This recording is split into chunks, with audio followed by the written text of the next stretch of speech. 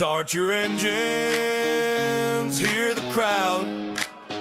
Talking racing now, we're revving loud. Yeah. From Daytona nights to Talladega days, we're chasing rumors, hearing what they say. Pit crews hustle, tires burning fast. News and whispers, nothing's gonna pass. Talking racing now, we're hitting the track. NASCAR stories, no looking back. Engines roar and the fans all cheer. Every lap we're bringing the latest here. From rookie rides to legends known, victory lanes and dynasties grown. We'll spin the tails where speed's alive. Every week the racing vibes survive. Now we're hitting the track. NASCAR stories, no looking back. Engines roar and the fans all cheer. Every lap we're bringing the latest here. Green flags flying, hear the sound. Talking racing now, the best show around.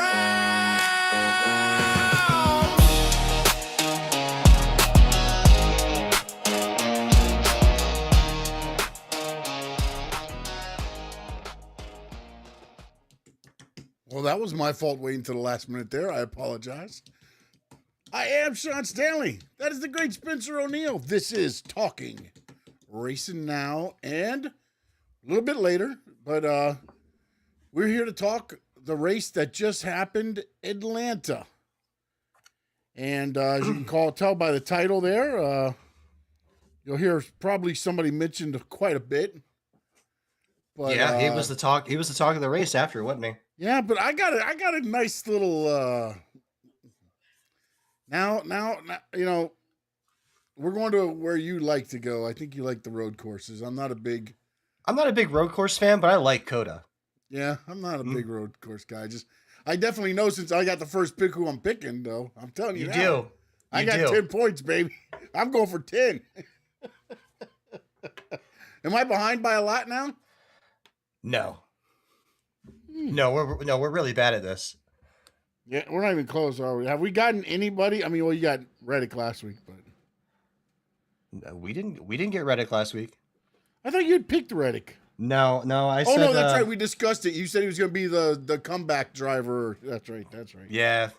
That's right. So that prediction looks pretty good, but I haven't picked him to win anything yet, and that was not good. Dumb by us.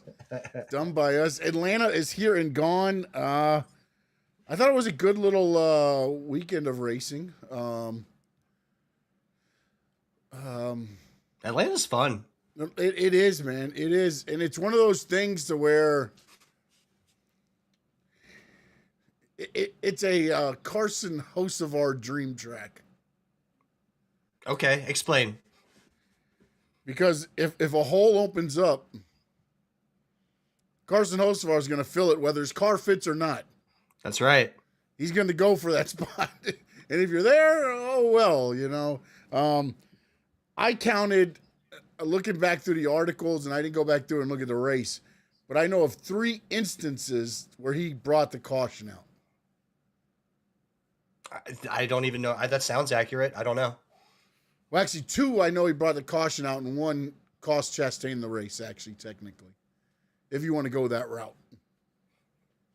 Because he didn't really take Chastain out, but he ended Chastain had a good car. Yeah, no, I thought there was quite a few cars that were pretty good that just, you know, again, it's that part of the race where it's, do you want to sit there and just go? Because there was a portion of the race, again, JGR cars get up front. Yeah. And Hamlin, I think, was second and was kind of controlling everybody in the line. And they're just doing laps. And we're just ticking laps off and ticking laps off and ticking laps off. And then it started going down. But that didn't last that long, though. It lasted longer than what I thought it would go. I think it was for like 10 laps. It went a good 10 laps almost. I mean, it wasn't 40 at 2.5 miles, you know, Well, no, So but again, we weren't saving fuel because they got the free yellows in this one. I mean, it was yeah, hell. I mean, again, they had yellow galore in this race. I don't think they had to make a. Was there a green flag stop in this race? Now that I think back on it, I'm sure some cars probably had to, but I don't remember like a field green that had to take place because the one that was going to have to near the end of the race, there was a wreck and it ended that. Like, I do away with the caution flags at the damn thing, man. You did the whole race in picture. You're telling me that okay, even if you went away, you get the caution, you go away. What are you going to miss? The maybe the pit stops, and if that happens, go picture in picture. yeah, and you've got 3 laps, 4 laps before they're gonna, or if you wait for the pit. I mean, like the pit stops don't happen immediately. Yeah, man. Again, I want to get your thoughts on the race, what you think, because I know we always look at it differently. Yeah. But go ahead, give me your thoughts on Landon. Real quick, also, Adrian and Papa and appreciate you guys. Yes, sir. What's up, gentlemen? Yeah, and if you're watching this on X, watching this on YouTube, hit the like, hit the subscribe. Come to YouTube. Come say hello. Come holler at us. We'd love to talk to you. Yeah, never mind. Come talk to you. Anyways. So let me talk to you. Let me talk to you. Yeah. Wrong show. Anyways, so as far as Atlanta, so I like Atlanta because it's a lot of action. There's a lot of lead changes. No lead is safe. But unlike Daytona, you can kind of run away from people a little bit, and it's not necessarily the end for you, right? Like if you get a little space, you can block. You can kind of block both lanes. Yeah, but it's some not of those as lanes, wide. The lanes are coming up quick. It felt like in this one, like it was. I mean, again, maybe it was because more cars got aligned and it came up. But some of them runs, you're right though. Most of the time it was, but there was a couple runs where I was like, ooh, this gets squiggly. Yeah, but if you have a good car, you can actually outperform other people, right? So True. I mean, we saw Carson Hocevar go back to 15th, 20th a couple of times and just drive right through the field. I think it happened 3 times, Yeah, and then also to begin this one, remember with qualifying rained out, they went with the finishing order from the Daytona 500. So you had a lot of good cars in the back, which normally probably wouldn't happen if qualifying happened. Yeah, because they got crashed out, right? Like that happens. That's Daytona. And we had some crashing out here as well.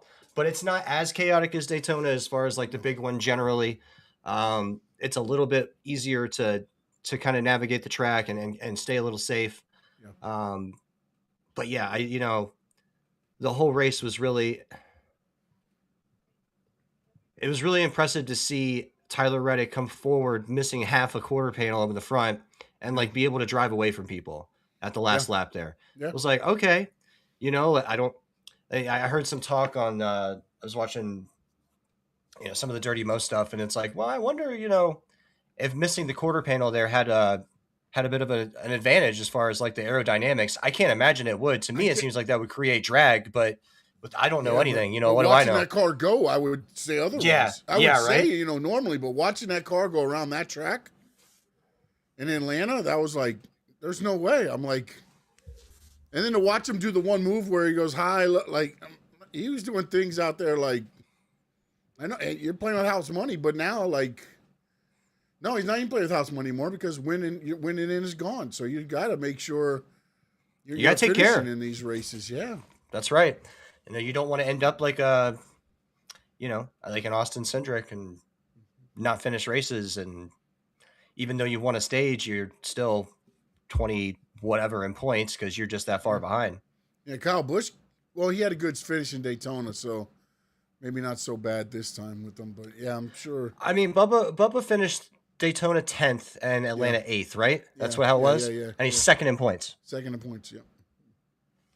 But he's also got a lot of stage points, I feel like, in those. I think he had 19 stage points in this race. He was he won one and he was second in one. Right. And then he finished 6th. So, right now, freaking 23-11. Freaking. They're on fire. They're 1 and 2, and then Herbst is probably dead last, I'm sure. Because I don't think he's finished the race yet. Well, He finished Daytona, right? He went across the line sideways. Yeah, I think everybody finished Daytona sideways except for Tyler Reddick, didn't they? Yeah. I think he was in that group of sideways cars. I know that Logano was finished third or fourth or fifth or something, and he was completely sideways and on the wall when he went across the start finish line. So, Your thoughts on the whole Hocevar stuff? so kind of back to listening to other people, right? So I was watching Door Bumper Clear, right? And they had Ryan Blaney on this weekend. Yeah, and Blaney yeah, was yeah. What a and little bitch Blaney is. What a bitch. Blaney's not a bitch. He is. He is, bro. That mustache hides what he is, man. Oh, That's the broom. Anyways, he's a champion. Get out of here. Whatever. Call it whatever you want, dude. The fact that, he's sending me a text, everything's fine. Man, we need to go back to NASCAR days. So you saw it too. I'm wrecking you. Yeah, I saw the clip and a little bit of other stuff. But like that's what's wrong though in NASCAR. Well, I think what he was saying was I'm going Mark Martin on this one. That's what's wrong with today's NASCAR. Well, They're not no, policing hold themselves. up. You send a text and you're like, okay, thank you, Carson. All is forgiven. So hold up. So what he was saying was insightful though. He's like, listen, I think people are learning who Carson is. Like you know when Carson comes up, you know what you're getting. And they've all learned each other. They all already know what to expect from other people, what people they like to run with, what people they can work with. Like if Joey's behind you or if Joey's in front of you, you know the blocking pattern, right? When Carson is coming up behind you, he ain't gonna push you. If there's a hole, he's gonna take it. Right? Like you're not going to get a push from Carson Hocevar. It's not going to happen. He's going to go for every hole every time. Now, does he need to have a hole? I think that's a fair statement. No, you can't fit a whole car in 3/4 of a hole. And that's what Carson Hocevar is getting into is he's not clear. Here's the thing though.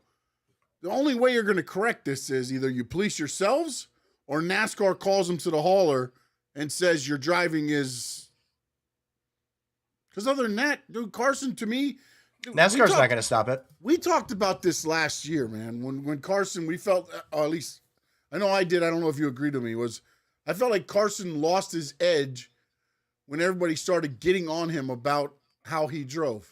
Yeah, very much. And no, man, drive your race, dude. He is... Right, but... And again, not skill level, by no means is he, but... we need an Earnhardt. We need somebody back. We had Kyle Busch for a while. Yeah. Then we had Denny Hamlin. But now forget. You've got everybody wanting them to win so badly that now they're starting to become, they get empathy and sympathy and stuff. Carson Hocevar, go out there and be the badass. I was hoping it was going to be Ross Chastain as well, but he's happy just throwing watermelons on the ground every once in a while. So.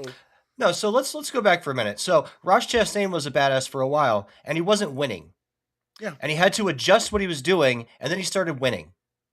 That's where Carson Hocevar is. Carson Hocevar finished second. Carson Hocevar hasn't won a race. He can finish second only once. It does matter. Cindric? How's Austin Cindric driving? Huh? We're not comparing Carson Hocevar. Denny Hamlin drives nice, gets taken out every week by somebody. Okay. This week, Joey Logano, dead to me. Every week, I'm checking people off the list. Right. So Denny Hamlin, Joey Logano, right? You know what you're getting when you're around him, and they learn each other. Right. Okay. And POS. So what are we talking about with Hocevar here, right? Like at some point in time, you got to start winning, and you're not going to win the way you're doing it. So you got to do something else. You're not going to win trying to fit a whole car in 3/4 of a hole. It's not going to happen. He only missed one car, and that car didn't have a right fender. Right, and that means he's this close to figuring it out. And once he figures it out, he's going to get more victories. But he's got to change a little bit about what he's doing. Not much. Don't be less aggressive necessarily, but you got to be clear. You can't just hit people for because you're trying to get into a hole you can't fit into.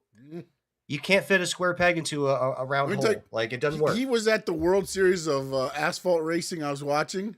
Mm-hmm. He drives the same way there, buddy. He does. Even worse. Oh, and he gets zero shits. I love it. Every corner he was in was just bumping people like bah, bah, bah, bah. I was like, did you see after it was in Daytona, and I think it might have been the O'Reilly series because he ran all 3 races at Daytona, right? Was it Ware? Was it one of the Ware kids? It might have been. I mean, there's Cody I think Ware it. and another I, one. I think it was one of the Ware kids came up to him after the race and was like, "Listen, man, I know like you just get to run around and smash race cars, but like we have to like build these things and pay for them, and people work hard for this shit, right?" Carson gave zero shits. He looked at me. He's like, "Listen, I'm paid to drive race cars. That's the fact that you have to pay for the cars and I don't. That's your problem, not mine." He gives zero shits. I love it, Yes. but I want him to succeed. Yeah. But he's not going to succeed in the manner in which he wants to if he doesn't change a little bit about what he's doing. He's got to change a little bit or he's not going to get it. You want him to grow up into the big boy and be somebody? He's got to win a race.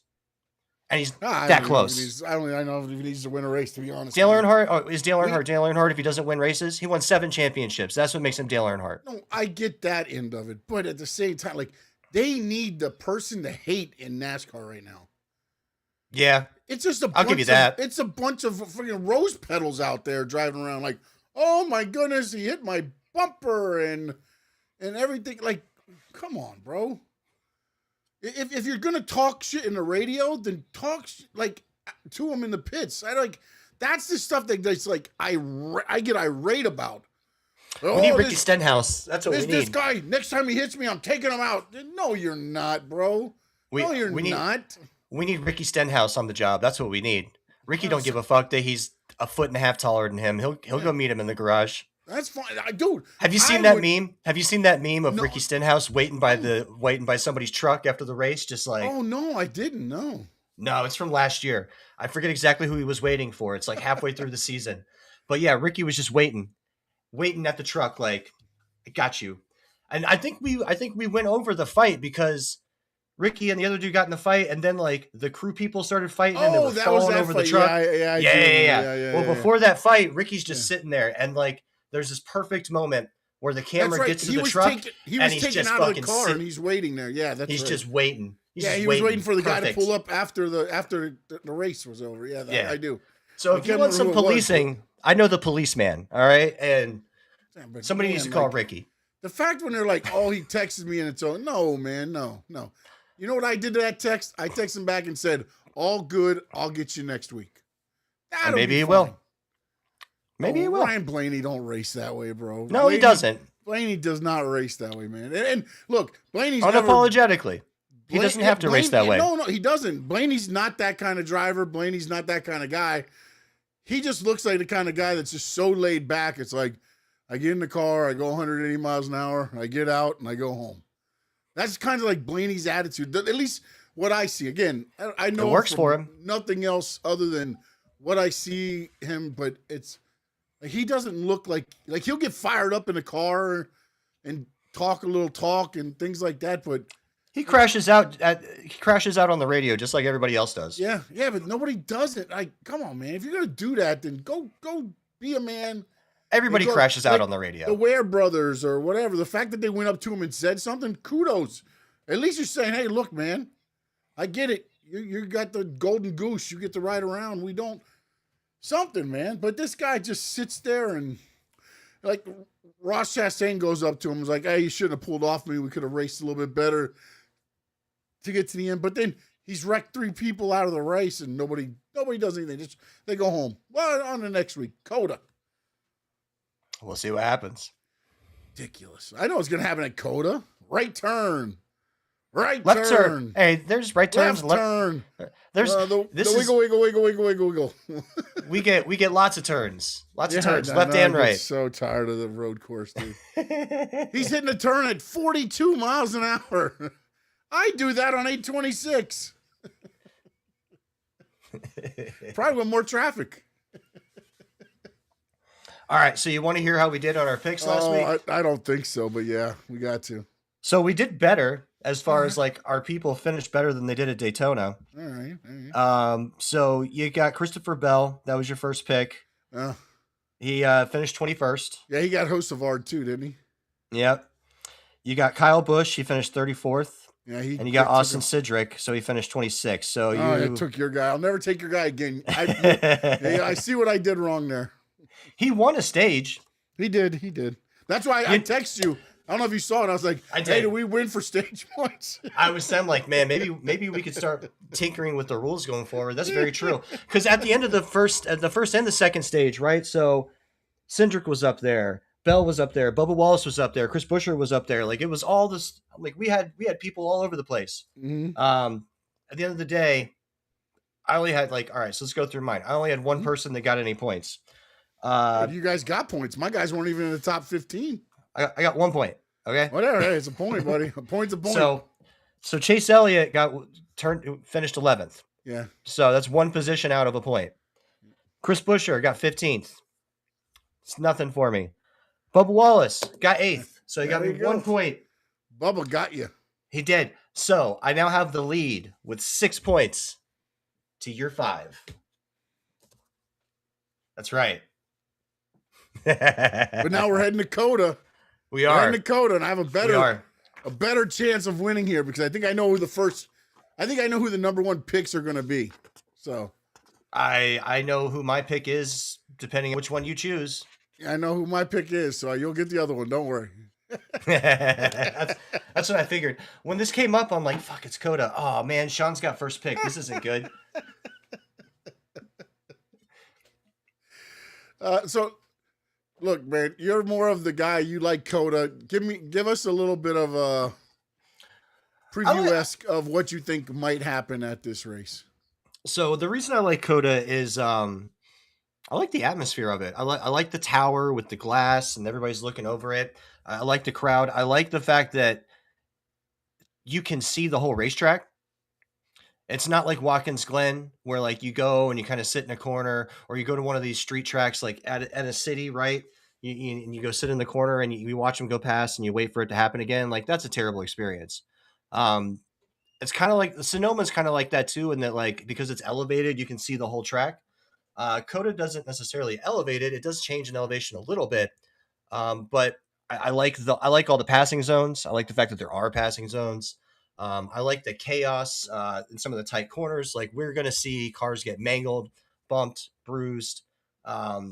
Those safer barriers, they're going to get tested. It's just going to be a fun race. And at the end of it, I think I know the top 5 are probably going to be very similar to the same top 5 we've had the last 2 years. By the way, neither of the 2 people who I think we're going to pick, first and second pick, were in the top 5 the last 2 years, including our superstar SVG. So take that into consideration. But I mean, I would take SVG with the first pick, but just saying. Yeah, I don't know. I enjoy the race. It looks good on television. The camera angles are good. They've got it set up well, and everybody there seems to be having a good time. It's a good product. The race is fun. It's a fun race. Okay. All right.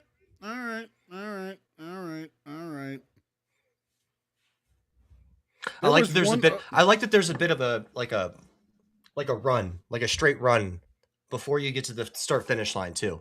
Yeah. I had something else here. Hold on. I'm sorry. Can't remember what it was. But yeah, that run before the start finish line, it sets up for good finishes, right? Like there's a bit of a mad dash at the end, and we all love a mad dash. Are at the Grand Prix of St. They're in St. Pete. Yeah. I don't remember ever watching. Have they been to St. Pete before? No, they I have, think it's right? Something new. Oh, I mean, they haven't been. Does F1 go to somebody goes to St. Pete? Does Indy go to St. Pete? This isn't Indy. Indy is St. Pete, I believe. It's not a new track necessarily, but it's new for NASCAR. Yeah. Yeah, so I heard about St. Pete, and I guess like half of it's on an airstrip, and the other half is sort of like on some streets close to like an airstrip, like a Navy airstrip, maybe. So some of it's kind of wide open, and then you kind of go into the city streets. Trying to find. I had an article saved, and now I'm having an issue trying to find it. It had to do with. Oh, there it is. Found it. Did you see that they're going to do a new format for the All-Star race at Dover? Yeah. I sent you the tweet from Denny Hamlin about it. Oh, I did not see that. Hold on. You didn't see it? I'll read it. So he was responding to Bob Pockrass's tweet about the format. And Denny Hamlin tells us drivers who fail to qualify will also be presented participation medals in the front stretch after the conclusion of stage 2. Essentially, everybody's in. So it's not much of an all-star race. It's just a race. Like, what are we doing? So, but it could be more. Some people could get dropped if there's if there's more than 26. Because only 26 will do the last 3 stages. But I don't know how many all-star races have had more than 26. Yeah, they drop out as the stages go. That's the idea. Like, come on, man. Well, it's 75, 75, and then 200. So, where's the all-star race even at? The first, they're going to invert the top 26 after the first segment. And then the drivers combined finish the first 2 segments will set the order for the final segment of 26 drivers. So if you finish terribly in the first segment, you get to start the beginning of in the front of the second. Yeah, but then if you fall back, they're going to take, like, if you finish first and third, you'll advance. But if you finish whatever 30th and 31st, then you're not going to make the 26. Okay. If there's 26 cars, it's almost like they're doing heats to qualify. Just give me the top 20 drivers at a race based on points halfway through the season. Hell, give me the playoff drivers. I don't care. They try to get too cute with these exhibition races, dude. Mm-hmm. Just. I mean, they're still doing the qualifying with the pit crew challenge. I like that because you get the pit crews involved in there and everything else. So by these rules, though, we're essentially saying everybody in the Cup Series is an all-star. So every race is an all-star race. The 25 and 26 race winners, past champions that didn't win a race, mm-hmm. and then the best combined segment finishers in the fan vote. That's how the 26 cars. That's how you get invited to the race, and then the 26 will go from there. And I don't even know if there's 26. So 26 of 36? 25 and 26. I mean, you got Reddick this year. That's it. By the time you get to Dover, you'll have maybe a few more. When's the race? May 17th. Oh, yeah. So we'll have 8. Isn't that a little early to be doing an all-star race also? Yeah. And where is it? It's at Dover, right? The thing is, I believe it's the halfway of the regular season. Okay. So I guess so. You don't get into the playoffs and all that. So. Yeah, by the time we get to May, we're like 10 races in, so that makes sense. Yeah. I mean, so we'll have to figure that out. But that is May. I just feel like things are just getting started. Yeah, well, I mean, things just get started now. I mean, if people would actually step up and be a man, and I don't know, it's okay, Carson, you'll learn how to drive soon. You really want Ryan Blaney to just put Carson Hocevar in the wall? Dude, I want, like, an eye for an eye. That's what I want. But I also I'm not paying for any of these cars either, so I'm good with, You want Tony Stewart out there on the track throwing his helmet at cars as they pass. I want some passion. That's what I want. Passion. Yeah, they are all very friendly. Well, the passion apparently is coming from ownership and lawsuits. I mean, you saw the Gaypart lawsuit, right? Yeah. Did you see the response? No. What was the response? So essentially, I don't know that we talked about it last week. So Joe Gibbs Racing filed a lawsuit, a complaint in the same federal court where the antitrust lawsuit occurred, because all the participants are from that area. So they filed a lawsuit against former head of competition, I think was his title, Chris Gaypart. He used to be Hamlin's crew chief. Then they moved him up last year. Then Hamlin went on to have the best season of his career without him, and then he left. Yeah, and there was some inklings that, Joe Gibbs wanted him to be the crew chief for Ty Gibbs, and he didn't want to do it, and he was forced to do it for like 10 10 races, and then he got out of it, and it's just the situation had soured, right? So essentially, at the end of the year, Gabe Hart had expressed that he wanted to leave. They were working on negotiating, an end to the contract, because the contract was going to be ended early, and he was going to leave the team, and they were leaving amicably. And they start going through, essentially his work computer, and they see that his work computer was attached to his Google Drive. So within the Google Drive, there's a folder he created called Spire. And then within that folder, there's like still frame shots of what they're calling classified, like sensitive information about setups of the race cars at certain tracks and things like that. So they claimed that he had taken sensitive material, was taking it in order to go give it to a competing team, and was essentially violating, the non-compete clause. So Gabe Hart responded, and essentially what he said was, "Listen, I did take the photos, I did put them into the folder, but it's not exactly the way they're saying it. Essentially, at the end of November, we were negotiating this resolution.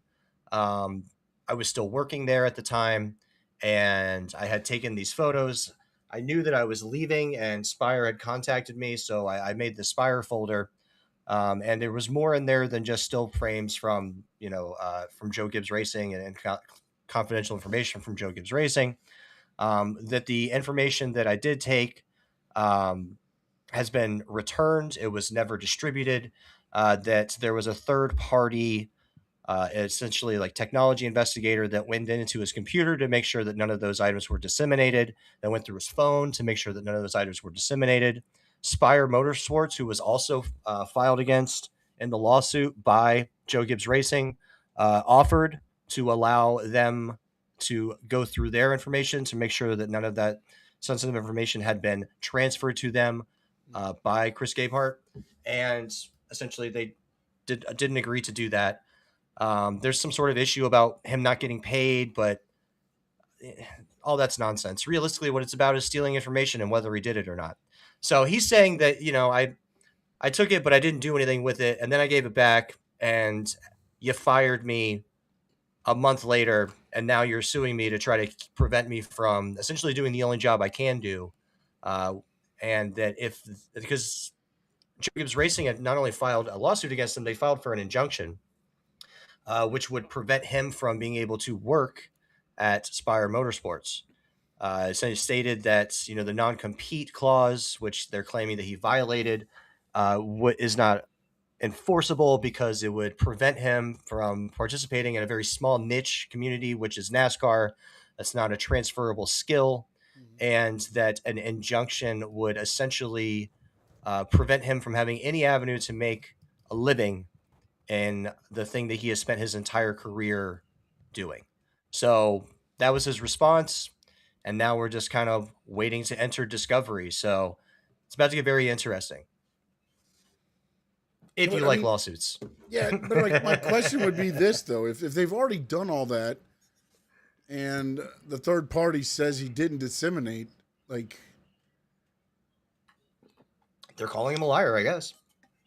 Okay, all right.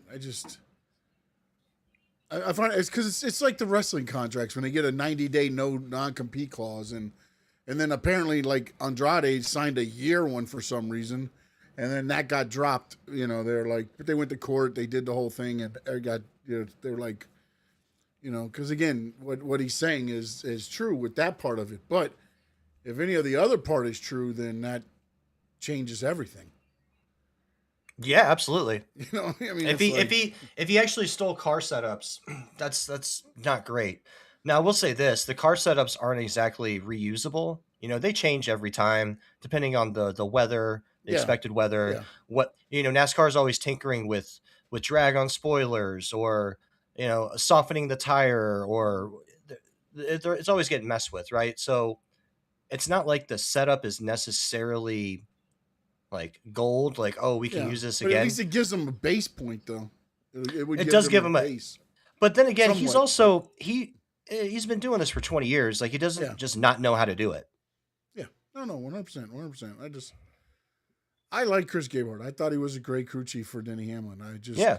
I didn't understand the whole thing. He said he wanted to get out because he wanted to be able to do more stuff with it. At least the reason they went to the new crew chief with Hamlin was because Gabehart wanted to do more family stuff and things like that. Like he didn't want to be necessarily on the road every day and have No, to be he in wanted the building. no. And Yeah, Chris Gabehart wants to be in the building yeah, Monday through Friday, working in the garage, sending the car out, and y'all deal with it. yeah.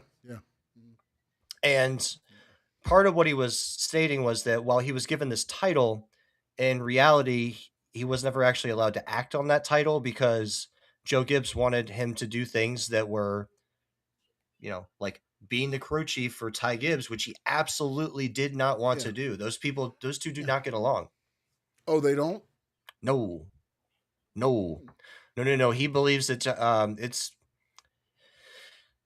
it's pretty evident, and there's rumors out there that essentially, Abe Hart believes that Ty Gibbs gets special treatment, that he's not treated the same as the other drivers at Joe Gibbs, that he gets sure. advantages that others don't, that he wanted nothing to do with it, and that he was forced into that situation against his will. I can believe that. I mean, it's his grandson, bro. I mean, yeah. The problem is he's not as good a driver yet as some of the other guys that are there. So. Yeah, he's got a little bit of Carson Hocevar going on, right? Like he's close, but and he's taking risks too. I mean, he hasn't showed out the last 2 weeks, but let's not forget last year, like there was a good 10-run race where he was up front all the time. I expect that to happen again this year. Time, didn't he? Did he win? Did he win one race? He might have won his first race. I forget. I want to say he won last year for some reason. I don't remember. I may be wrong on this. Maybe it was a Xfinity. I'm thinking of back in the day. I forget if he won a race last year. I didn't think he did. Was he in the playoffs? I don't think he was. No, he has 0 wins and 100 starts. Yeah. Right, and he's right there. He's just got to break through, right? 8 top fives, best finish runner-up. So, yeah. Okay, all right, I'm wrong. It must have been Xfinity time. Because I know he was winning there for a little while, but I thought it was Xfinity. He's won races in another series. He just hasn't won it in the Cup Series yet. I thought it was one Cup race, though. But it's hard to win in Cup, man. It's hard. Yeah, it's hard to win every weekend. I mean, I found it very interesting because, like, when I started watching, the World Series of Asphalt, they talk about the guys and girls that are, like, coming up and kind of like being, and you see them and you can see some of the skill that they have is just like, they're so much better than some of these other, and they're in probably the better equipment that's out on these tracks. But you also see like some guys that like, you see how good they are because you're like, how are they keeping that car up there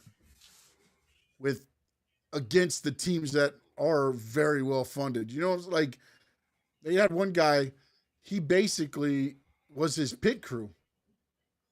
He had 2 friends that were there, like jacking up the tires, and like, he would get out, do the thing, then he'd get back. Because again, with the thing, it's not a competitive stop. Competitive stop. That's what I couldn't think of the word. Yeah, it's like the ARCA stops; they're non-competitive. Yeah, so if they have to stop, most of the races are not long enough to where you have to stop. But if you do, it's not a competitive stop on a thing. I mean, if you have to stop during the green, then of course it is. But they do the flag in the lead. But yeah, he was out there working on the car, and then you get back in, and then you drive. It's just like, and you watch him. Oh, he finishes 3rd. And I'm like, that guy seems to have some kind of skill there because he's taking this car that's probably shouldn't be up there and just putting it up there. So, the other thing I forgot, man, Keelan Harvick. Yeah. Signs with Toyota. I know. Yeah, somebody was funny. It was Blaney, I think. Blaney was like, really? I thought it would be Hendricks. I thought my bingo card would say Hendricks or something on it, and I was like, yeah, you never know. I guess you never know. But yeah, so your thoughts on that? 13-year-old, I believe he is now. 13-year-old Keelan Harvick signs a developmental driver deal with Toyota. He's young. That's not permanent, but it is interesting. I mean, I don't know enough about like how they come up to. I guess he's now old enough to drive a race car. Like, I don't know. Oh, he's been racing with his dad the whole time on the tour. Yeah, but series. don't they run midgets and stuff? Well, he did, and then he went into the late model. Is that the Like right Cars term? Tour? Yeah, yeah. Okay. He's won a couple races. He raced against his dad, and he won one of the races with his dad in a race, and he beat his dad. It's because he's lighter. It's like when you're a little kid and you go to the go-kart track and Yeah. you're faster than everybody because you're 100 pounds less than they are. So you're saying I wouldn't win in NASCAR? And a go-kart track? No, man, you're in trouble. I got you. You know what I could do? I could take up half the track. No, you got to get the double cart that's made for the kid. That's got a little bit more horsepower. All right. Yeah, so it's he's won the 2025 Snowflake 125, the 2026 Icebreaker at Florence Motor Speedway, and multiple Cars Tour Pro late model events.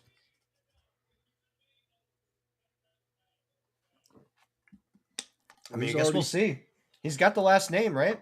Yeah. That doesn't necessarily mean anything, but it does mean that he's got an avenue towards support. And if he gets out there and puts his skills to use, he's got all the advantages in the world to make that happen.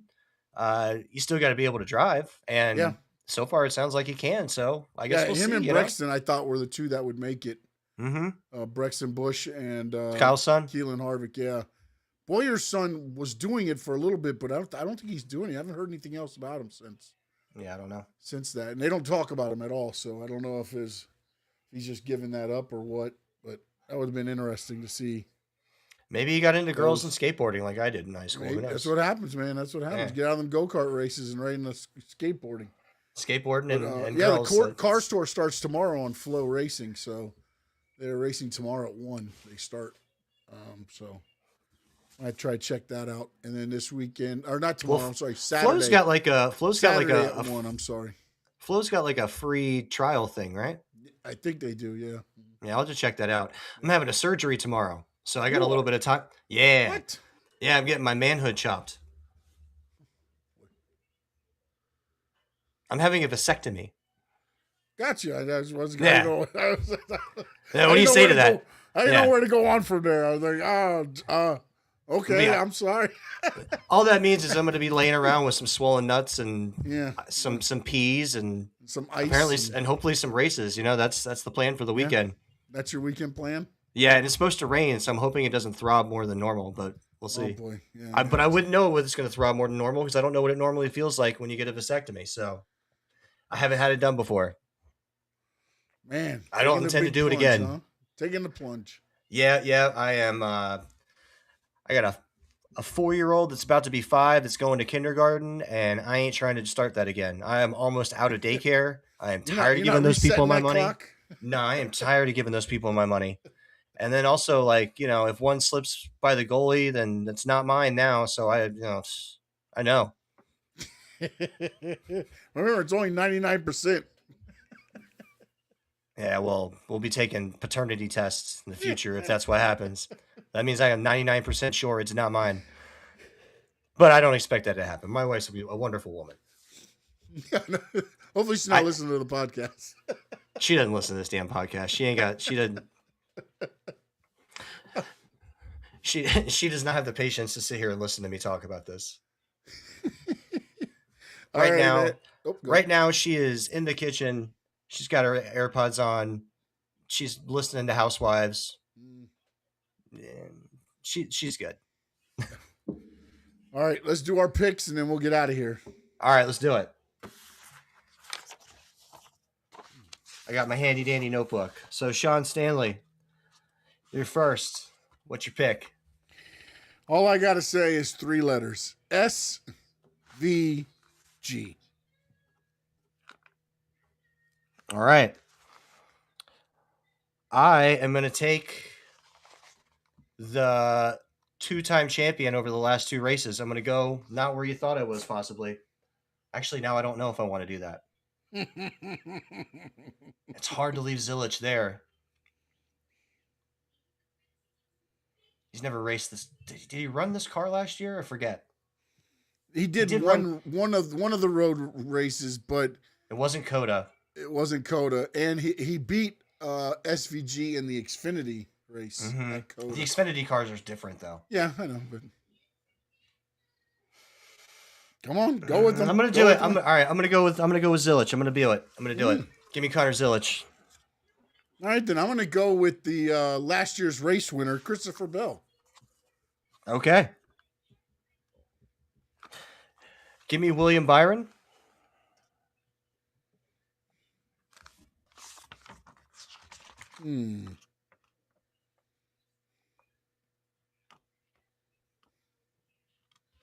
Hell, somebody's got to do it one time. Tyler Reddick, baby, 3 in a row. Bring it. If you didn't pick him, I was going to, but that leaves me with an obvious pick, which is AJ Allmendinger. Oh, look at you.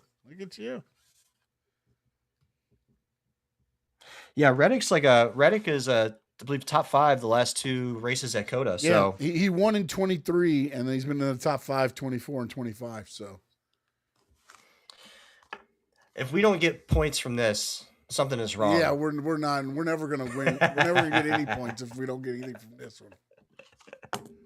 I mean, you're probably like, I know Connor Zilich is a good road course racer. I just don't know if he's there in the Cup yet, man.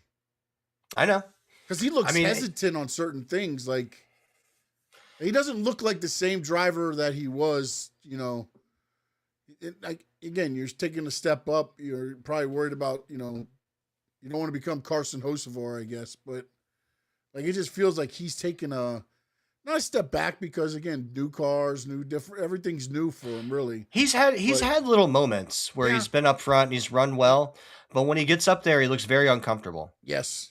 But he's stepping into his comfort zone. But it's also speedways and a different car, and I mean, we are talking different car. Yeah, he might be seeing ghosts that he doesn't know about. He's like, oh boy, I'm loose. No, you're not. No, you're not.